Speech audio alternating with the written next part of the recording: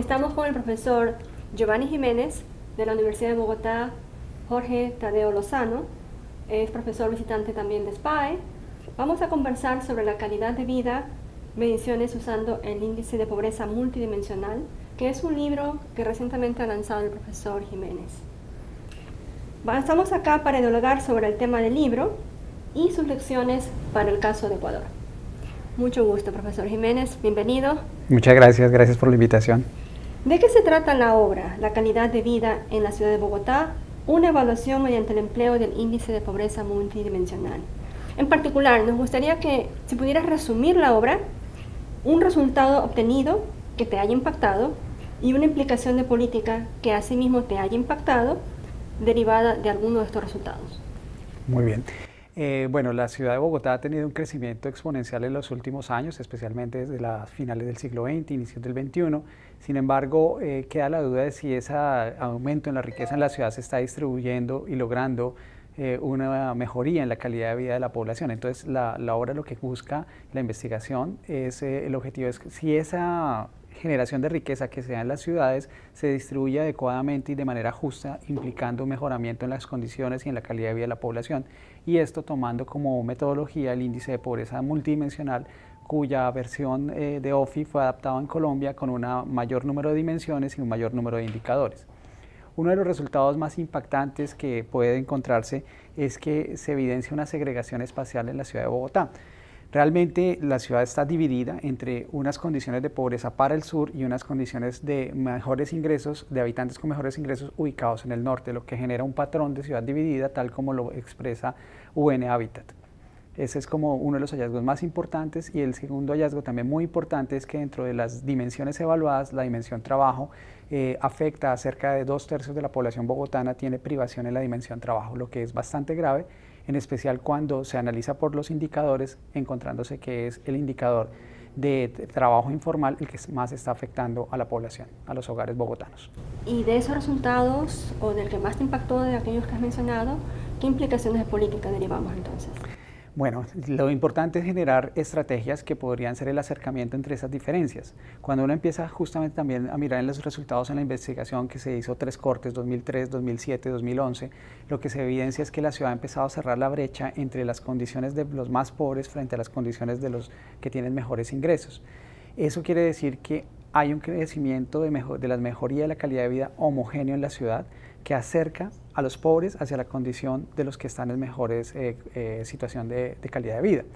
¿Por qué esto? Porque en un patrón de ciudad dividida llega a ser tan marcadas las diferencias que pedir que haya mezcla directa por vía política pública en que un habitante que está en una condición de pobreza se incluya dentro de un área tradicionalmente considerada de riqueza puede generar rechazo y mayor complicaciones sociales para la población. Entonces yo creo que la política social debe apuntar a la mejoría en todas las áreas de la ciudad para evitar que se presenten estos casos de segregación.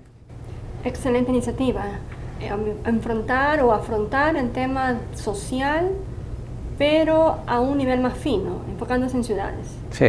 Usualmente uno lo ve en país, a nivel país, región, pero a nivel de ciudad no es tan común. Quizás la limitante sean los datos. Excelente que tuvieron ustedes los datos requeridos para poder hacer esas mediciones a nivel de ciudad. Podemos ver también entonces que hay 2 fundamentos teóricos básicos detrás del libro. Por un lado está las mediciones con un enfoque multidimensional, que como mencionabas en las últimas décadas se ha usado cada vez más a partir de organismos internacionales y luego con la iniciativa de Oxford. Y la otra, que es la visión de las ciudades como un motor del desarrollo económico. Esto último es fundamental, ¿no?, dentro de tu obra. Y en la discusión se mencionan algunos enunciados, vamos a rescatar solamente un par de ellos para la discusión ahora, que tienen normativas de política. El primero, cuando mencionas que las ciudades son polos de atracción. Bueno, todos sabemos que las ciudades atraen personas. Tú mencionas en particular 2 argumentos económicos. Por un lado están las economías de escala, por otro lado están las externalidades positivas. Pero estos mismos también podrían servir como argumentos que repulsan, que sacan gente de las ciudades cuando las externalidades se tornan de positivas en negativas. Este tema tiene que ver con algo fundamental en el libro también, que es la alta concentración de la riqueza y la segregación espacial que has mencionado. Por un lado viven los más ricos, por otro lado los menos ricos. Entonces, para aprovechar esos procesos de aglomeración que son naturales, digamos, en el proceso de desarrollo económico, un instrumento de política que se sugiere, inclusive lo mencionas en el libro, es la participación en la plusvalía. ¿Cómo es eso? Bueno, la ciudad es un espacio privilegiado para la generación de riqueza. La inversión que una ciudad puede hacer, por ejemplo, el mejoramiento de transporte público, lleva riqueza a puntos específicos de la ciudad. Ejemplo, donde si se desarrolla un metro, donde está ubicada una salida del metro, el punto va a tener un auge de vivienda, un auge comercial, y eso va a generar una riqueza para los propietarios de esos territorios que circundan. En algún grado, esa riqueza le pertenece a la ciudad. Se puede decirlo de manera radical. Algunos economistas plantean que toda la plusvalía generada por esa inversión que hizo la ciudad y que termina beneficiando a un tercero, le debería ser retornada a la ciudad en su totalidad. Sin embargo, pues esta es una posición bastante radical. Uno podría mirar que hay que hacer estudios de cómo cobrar una porción de esta plusvalía para inclusive financiar la obra sobre la cual se está generando la riqueza. Ese sería el planteamiento. O sea, la ciudad es la causante, las sinergias, la interacción, las políticas públicas, las decisiones de inversión que se hacen en la ciudad son las que generan la riqueza que a la larga está beneficiando a esos particulares. Por lo tanto, lo que se le pediría a esos particulares es que retornaran algo en plusvalía, más allá de todo lo que son las estructuras de impuestos de renta. Entonces, la plusvalía es algo que ya está siendo, digamos, redistribuido o de alguna forma aplicando una política en Bogotá, ¿o no? Sí. Inclusive está contemplado como parte de financiamiento al metro de la ciudad. O sea, ahorita hay una discusión fuerte de si Bogotá va a construir un metro. Bogotá lleva con ese proyecto desde hace 70 años y dentro de la estructura de financiación de la construcción se contempla el cobro de plusvalías a los puntos en donde está generándose la mejoría por parte del metro. ¿Está en discusión? ¿No está todavía establecido? Está estructurado. No están todavía definidos los montos, pero está estructurado dentro del plan de lo que sería el desarrollo del metro de Bogotá. Okay, inclusive a algunos propietarios ya nos ha llegado cartas de la administración distrital que dice usted sería objeto de tanta plusvalía en caso de, por ejemplo, una demolición y que se construya un nuevo edificio donde usted tiene una vivienda. ¿Y qué opinan los ciudadanos de Bogotá con respecto a eso? Bueno, no ha habido un rechazo en este momento, pues que las plusvalías no son todavía un tema que está normado, pero todavía no han sido cobradas en forma constante y por lo tanto la gente en este momento tiene más discusiones en torno al predial, a los costos del predial. Hablas también, y ese es el segundo tema que me gustaría discutir aquí, hay tantos interesantes, pero no tenemos mucho tiempo, sobre los bienes primarios.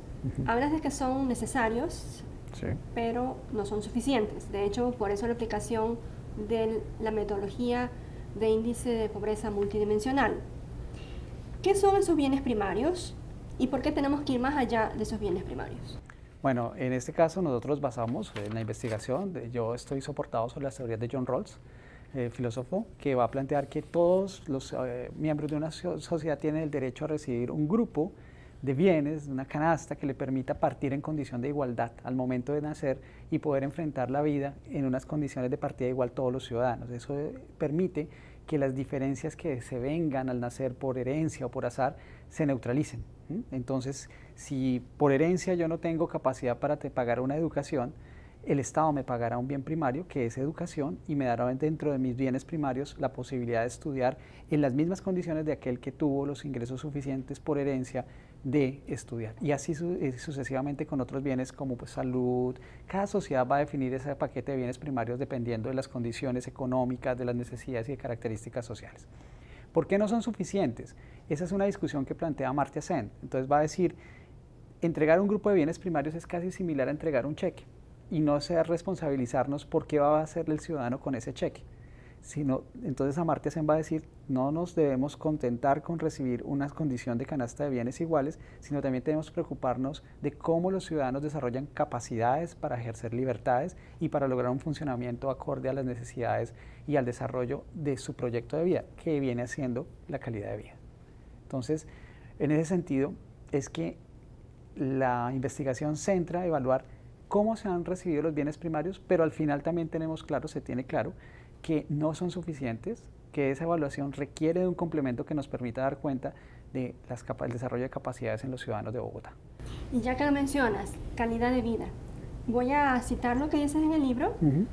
Dices, los individuos, cuando hablamos de calidad de vida, ¿no? Es importante que ellos puedan desarrollar sus capacidades y funcionamientos, es el argumento de Amartya Sen, dignificando su existencia gracias a la posibilidad que tendrían de ejercer libre y autónomamente el decidir lo que quieren ser y hacer. ¿Cómo se puede compaginar esta afirmación con las intervenciones, muchas veces no deseadas por los individuos, de los gobiernos?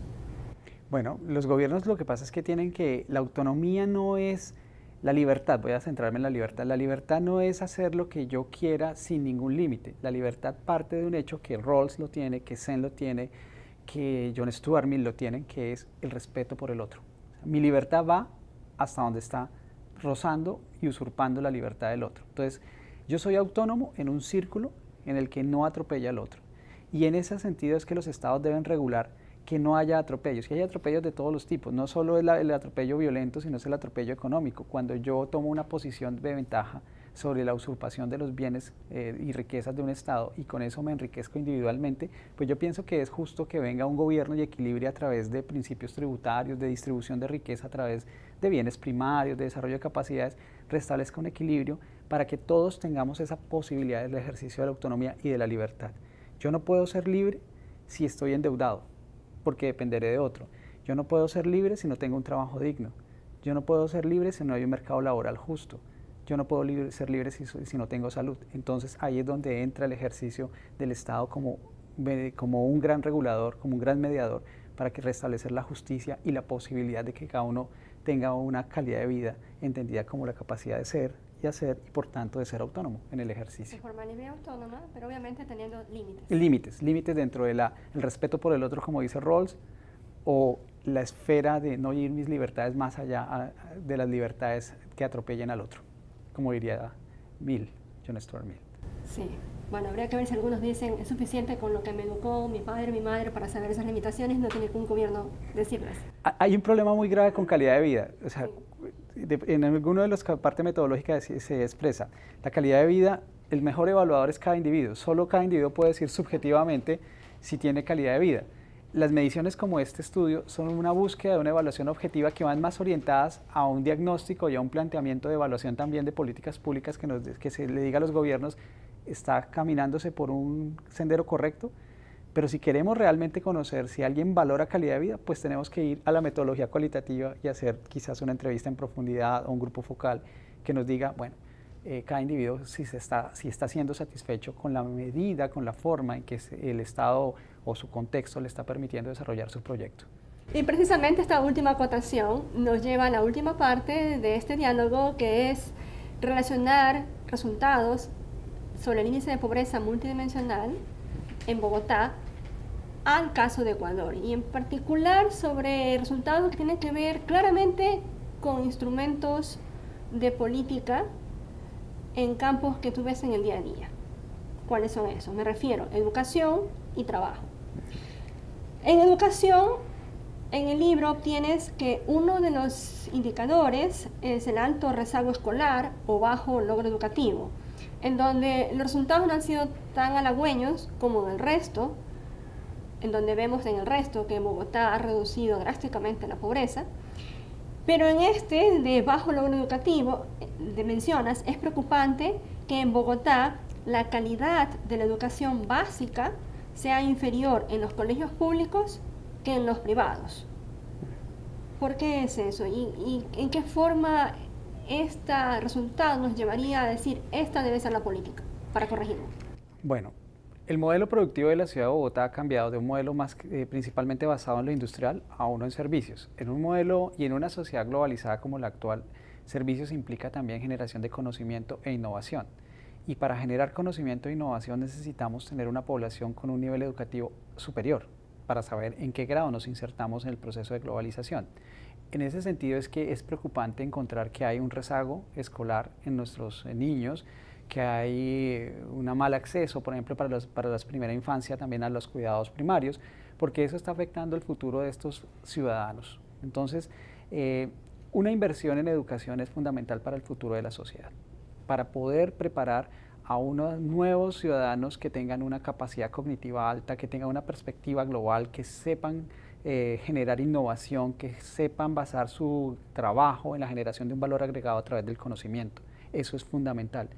Creo que una aplicación que podría tener en política pública Ecuador es eso, o sea, centrar en la educación. Creo que ese es el camino que ustedes también están tomando y me parece fundamental, porque si se quiere migrar de una base industrial, de una base extractiva, petrolera, nuestras naciones comparten esa problemática de estar muy ligados a la base petrolera, en el caso colombiano la carbonera también. Si queremos dejar de depender de todo lo que son minerales, a pasar a una sociedad del conocimiento, es en el talento humano, en la generación de competencias ciudadanas, en la generación de innovación, donde está, y eso nos lo da la educación.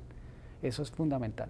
Y creo que tiene que partir desde la educación primaria, pero inclusive desde antes. Recordemos que en los 2 primeros años es que el niño forma su cerebro, las habilidades cognitivas se están definiendo en los 2 primeros años. Si el niño no tiene una alimentación adecuada en los 2 primeros años, si no tiene unos estímulos adecuados, pues ya estamos entrando ese niño en una desventaja frente al otro. Entonces es en la lucha por evitar esas desventajas, por igualar las desventajas que están de la herencia o el azar, como lo dice Rawls, que debemos luchar. Y ahí es donde la inversión en educación es fundamental, la inversión en cuidado de primera infancia. Ahí es donde debemos entrar mucho de la política, para que esos resultados quizás no los veamos en 5 años, pero los vamos a ver en 15 o 20 años en una sociedad absolutamente diferente. Ese yo creo que sería una enseñanza importante. Y el segundo aspecto o dimensión, trabajo. Trabajo. Uno de los indicadores muestra todavía una alta informalidad en el empleo en Bogotá, definiendo informalidad como la no afiliación a pensiones o a la seguridad social. ¿Qué pasó allí? ¿Cómo se podría mejorar ese indicador? Formalización del empleo sería la respuesta, pero formalización del empleo está en dinamizar el aparato productivo. Y el aparato productivo se dinamiza con innovación, lo que nos está llevando al indicador anterior. En la medida en que yo tenga una mejor sociedad, dinamizaré el aparato productivo.